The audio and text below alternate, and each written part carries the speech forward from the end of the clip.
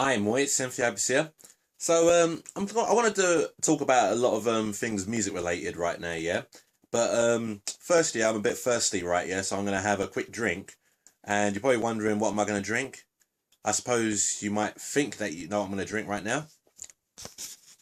If you was thinking Tango Cherry, I'm only gonna say right now, yeah, that you're only half right, because what I'm gonna do right now is I'm actually going to pour half of Tango Cherry in this UFC cup. Okay, so that's half a glass of Tango Cherry. And what I'm going to do is fill up the other half with Tango Blackcurrant. Yeah, man. You know when you've been tangoed. Had to put the camera down because it was easier to use two hands for, yeah? But, yeah. Let's have a look at that.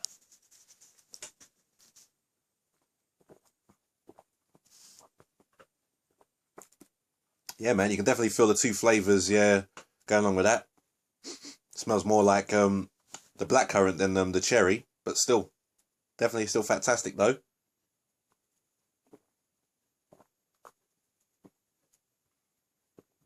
Yeah, that's some good shit, you know. So I'm going to be saying, yeah, what's been happening with music lately, right? So you guys may know that I recently uploaded a video, yeah, that I recorded with my friend Stav Crazy Bear Economou. Now, we were promoting, yeah, his next fight, which is next week, you know, April 27th, right? Just letting you guys know, yeah, that I've sponsored him. So when he's walking out to the cage, he's going to have my logo on his t-shirt. He's going to have my logo on the banner that's going to be behind him when he gets introduced. You know, it's going to be that's going to be terrific. You know, so a lot of Polish MMA fans are going to be watching this event. A lot of Polish people are going to be watching this. You know, you never know, they may see my logo. Hopefully they may like my music, you know. But so at least this is very good promotion, yeah, and I big up Stav for that, you know. And you know, I also urge any MMA fan right now, yeah, I urge them, yeah, to watch this event, yeah, to watch this fight, yeah, with Stav, yeah, because Stav is a terrific fighter, you know. He could be fighting in the UFC soon. In my personal opinion, he should be fighting there already, to be honest. you know, because he's a fighter. He always brings it. You know, it's always a great fight. You know, and you can see some of the fights. You can see some of his fights already on YouTube. You know, he's just recently uploaded his official website. But anyway, I'm gonna put details on how to watch this upcoming fight in Poland. You know, the details are below. You know, because the cost, you know, is very cheap. I'm only going to be paying like what, £1, £1 British, maybe a little over £1, 20p or whatever. You know, so for American viewers, that's probably about $2, $3. I'm not sure. You know, I think you know, if you guys are if any of you guys are into MMA, man, I'd really say you guys got to watch this fight. This one might be brilliant. It could be a really terrific fight, and it's hopefully the fight, yeah, that could get Stav noticed. Now, Stav does have a tough job with this fight, yeah, because he has got a pretty good tough opponent, and that tough opponent, you know, it's in his home crowd. You know, that guy's Polish. You know, he's fighting in Poland, right? You know, this is going to be a really, you know, Stav's going to be basically trying to do what Carlos Condit done over here when he came over here and knocked out one of Britain's best MMA fighters in front of all of us. We all had our heads down to our hands. I know that's what Stav's going to try and do in Poland, obviously. So you know, it's going to be a really great fight. But Stav's a guy who really brings it, yeah. So I really urge anyone to watch it, and big up Stav, yeah, for allowing me to sponsor him as well, man. You know, so hopefully you guys check all that out. You know, and there's one thing I wanted to talk about this is something, yeah, that I put on Facebook and Twitter quite a bit of time ago, and there's a chance I might have hinted on it in a video as well, or did I speak about it in a video once? Well, I'm gonna bring it up again, right? Yeah, because the conversation usually comes up all the time, right? Yeah, it's about me doing an album, you know. So a lot of people say, you're working on any albums? You got your third album coming out? I want to talk about something. You know, I got 2 albums out already. I got Touching a Futuristic Nature. I got Fragment of My Photon. You know, I'm very thankful, yeah, for what those albums have done, right? Yeah, but those albums haven't really, you know, success like made a success, like, you know, like worldwide, that type success, right? You know what I'm saying? Yeah. Let's imagine, right, that I did this third album and it came out and went all over, right? Yeah, it actually succeeded and went all over the place, right? Yeah. There's a the thing is, a lot of people would just look at that album as if that's my debut album. They'll look at that album as if it's the first album, you know. They'll probably look at the first 2 albums and just look at them as mixtapes or EPs. Like, you not even bother look at them as the first album, you know, the first and second album. That's what I mean, yeah. So it makes you wonder.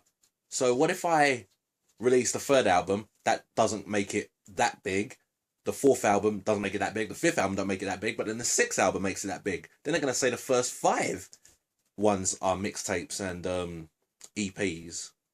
Now I usually notice, yeah, that some big artists, you know, when they're actually starting to get big, what they actually do is they do release mixtapes and EPs before you know, they get themselves pretty known first before they actually do albums, you know.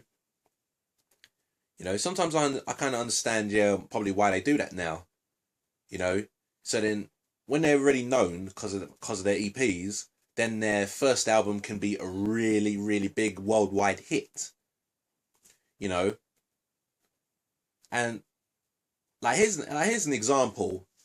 You know, we all know Gangnam Style by now, yeah. I think everyone knows Gangnam Style, yeah, by Psy.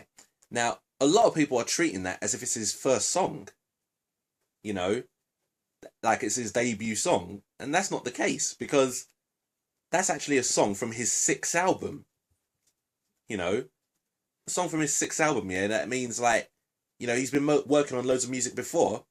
A lot of songs that he's done before were big hits in Korea, but it's Gangnam Style that actually got worldwide and everything because of the video, you know, because of the dance and everything, and the song is pretty brilliant as well.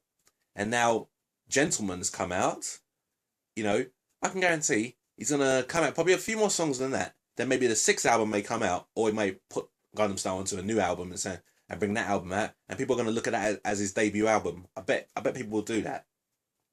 When the truth is, he's done like 6 albums already, you know. So now I do have some unfinished music, right? Yeah, that some songs that I still want to some songs that I believe that if I finish, they'll be good enough for an album and everything like that. But I'm wondering, once I finish them, should I bring it out as a 3rd album? I'm thinking I should probably, you know, bring it out. I'm thinking maybe I should just release it as mixtapes or EPs. You know? I mean, what do you guys think? I mean, I'm pretty sure that you guys probably don't care, because one way or the other, yeah, you're probably going to get new music by me, you know? But that's something, yeah, that I have always been thinking about. And yes, I said I've spoke about this on Facebook quite a bit of time ago, but it's still something that it's always eating away in my head, yeah. Just not sure really, but yeah, that's just one thing I wanted to talk about. Yeah, so what do you guys think on that situation? Right now, I've been talking about how much I've been taking opportunities, you know, doing music for loads of different things and stuff. There's this thing that I'm doing the music for right now, you know. Hopefully this one could really be a brilliant opportunity. I don't want to say what the opportunity is, just in case I don't get it, but I will say what I am doing. It's actually an orchestral type of dubstep beat, dubstep beat with an orchestral backing. That is quite different to my usual style. And recently I've just bought a big massive orchestral sample VST, yeah, which is actually too much for my PC to handle. It's like going for quality, man. You need to have quality space, and fuck, I may have fucked up, but but I will I will like come back. I will find a way around it and get working with that. So at the moment I got a dubstep-ish type beat, and the orchestral backing's not sounding the way I want it to sound yet, but it's kind of getting there. Right now I'm just thinking of what bass line should I add. Should I make it like a dubstep-ish hardcore type bass, or just put a normal bass with it? It depends really. But if I finish this track and the person the person who I'm going to give this to, if he likes it, then something's going to be really fantastic about this track. So at the moment, a lot of my current projects have been paused while I work on this orchestral dubstep track. So I'm having a little bit of tough time on that. But that's a little update on what's been happening. But there is actually some songs, and I think some of you guys have actually heard some of the samples already of these songs, because I've been playing them on some live streams and that. In fact, I was actually working on one, on the live stream as well.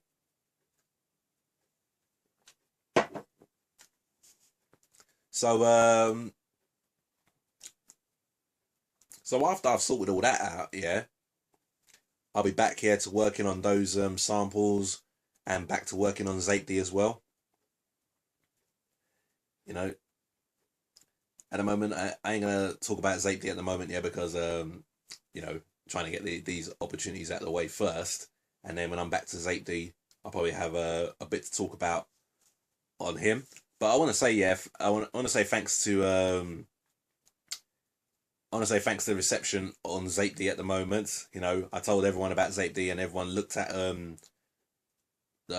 my DeviantArt site and saw what he looks like and everything like that. I thought maybe it was really too early to speak about that, and I thought, I still think it's too early to speak about it, because I'm actually struggling with him on 3ds Max. But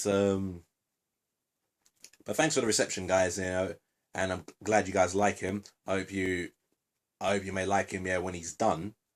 And I'm hoping I don't take too long.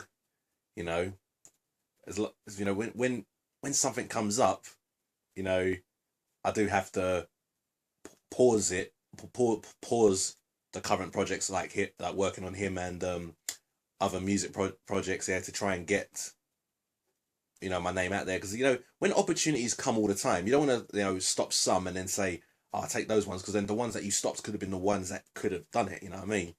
So I'm always taking opportunities, even if they're tough ones. That's pretty hard to do, like this orchestral and dubstep one, because it's quite a hard. This is actually quite a hard one, really. But I gotta push myself, man. Just gotta keep pushing myself. A lot of people out there inspiring me to push myself more harder. Stav's one of them. So I'm hoping you guys, will watch Stav's match, because this is just fantastic. So that's all I got to say, guys. Any new updates? I'll give you new updates and stuff. What will my next video be? It'll probably be my Q&A. Some people have asked a few questions already, so if more people ask questions, I'll be able to answer them in this month's Q&A.